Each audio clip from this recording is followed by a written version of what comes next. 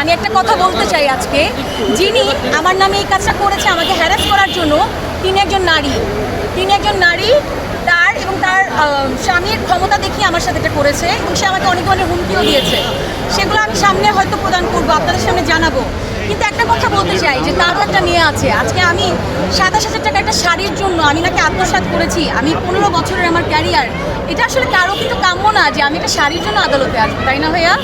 So আমার কাছে মনে হয় তারও একটা মেয়ে আছে, তারও একটা জীবন আছে, সেও একজন নারী। সো এই জায়গা থেকে আসলে কারোর জন্যই কাম্য না, আর কেউ যাতে এভাবে হ্যারেস না করে, অ্যান্ড আমরা যাতে আইনের একটা ন্যায় বিচার পাই, এটাই যে আমার নামে মামলা করেছে আমি তাকে চিনি না। আমি চিনি হচ্ছে বিলকিস ওয়াজিল ঝিনুক, তিনি একজন সম্মানিত আইনজীবী। তো সে যখন আমাকে বলেছে ক্ষমতার যে অপব্যবহার হয় সেটা আজকে আমাকে দ্বারা প্রমাণিত, এবং আমি আইনকে শ্রদ্ধা করি বলে আমি কিন্তু আজকে এখানে এসেছি। এবং সেকেন্ডলি হচ্ছে, এর আগে আমি কিছুই বলিনি বিকজ আমি আইনকে শ্রদ্ধা করেছি যে না, আইন যখন আমাকে সমঝারি দিয়েছে আমি এসেছি।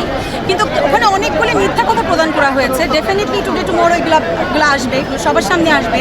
বাট আমি আমার জায়গায়, যেটা আমার উপরে আমার 15 বছর ক্যারিয়ারে বলা হয়েছে, যেটা বলতে চাই, আমি কিন্তু কখনোই আপনাদেরকে, ভাইয়া আপনারা জানেন আমি কথা বলি, আমি বলতে পারি না। আপনারা কিন্তু নিজেরাই জানেন যে এখানে অনেক মিথ্যা কথা মানে বলা হয়েছে, যেটা আমি হয়তো কিছু বলতে পারিনি, হয়তো বলবো।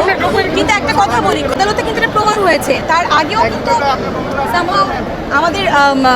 আমাদের একটা প্রমাণিত হয়েছিল যে বলেছে যে ডিবি থেকে প্রমাণিত হয়েছে, সত্যতা প্রমাণ পেয়েছে। এখানে একটা কথা বলা হয়েছে যে ডিবি আমাকে ফোন করে যেতে বলেছে। না, আমি একটা কথা এতটুকু বলতে চাই, আমি ডিবিকে ফোন করেছি, আমি একাধিকবার আমি জিজ্ঞেস করেছি যে আমি কখন আসবো, আমরা কখন এটা নিয়ে বসতে পারি, এবং আমি বলে লিগ্যাল নোটিসের পরে কোনো অ্যান্সার করিনি। আমার কাছে প্রমাণ আছে, আমি তাকে ফোন করেছি। এবং আমি বলতে চাই যে একজন আইনজীবী, সে আমার একজন বড় ফ্যান, তার কাছে আমি কোনো মানে একটা শ্যুটের জন্য আমি কোনো পেমেন্ট আবদার করিনি। আমি তাকে বলেছি যে আমি সম্মানের ক্ষেত্রে বলেছি, আপু আমি যখন পরবো শাড়িটা আমি আপনাকে ছবি দিব। সেও আমাকে বলেছে, এরকম একটা ভয়েসও আছে যে আপু আপনি যেই দিন পরবেন শাড়িটা আমাকে ছবি দিয়েন। এখন ভাইয়া আপনারাই বলেন, আপনারা চেনেন আমাকে।